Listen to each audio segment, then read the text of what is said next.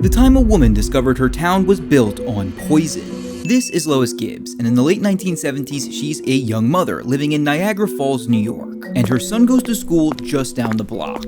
But Lois has a problem. Her son keeps getting sick. Asthma, epilepsy, and liver problems. It's really bad. She thinks it's his school, so she begs them to transfer him out, which they refuse. But then, a local newspaper publishes an article. It turns out that part of the neighborhood was built on a massive chemical dump.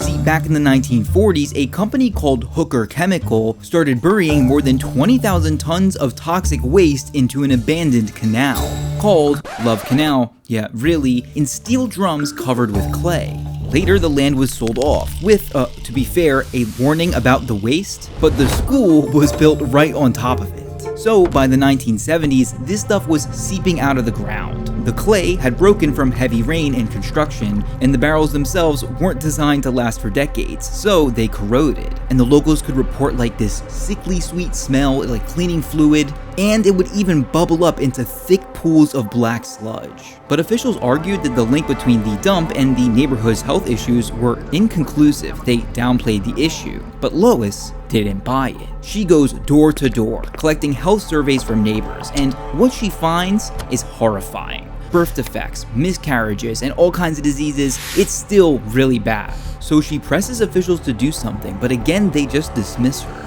Until she takes her fight public. She brings in reporters, she organizes protests, and demands answers. And because of this, the story explodes into national headlines. It gets a little bit out of hand. And we are holding them hostage until the White House responds to the Love Canal situation. Yeah, they trapped a couple of EPA officials in a house, kind of like holding them hostage. There's some criticism of Lois because she's intense, but her son was sick, so I get it. But then, the government finally takes a look. The New York State Health Department does their own internal survey, and they find women are having about 50% more miscarriages than the state average, 100% more birth defects in children, and 150% more cases of epilepsy, just like her son. And finally, in 1978, President Jimmy Carter, declares a health emergency. Families start getting evacuated, and later the land gets bought by the government because it's unusable, and Lois's fight helped spur the Superfund program that now cleans up toxic waste all across America.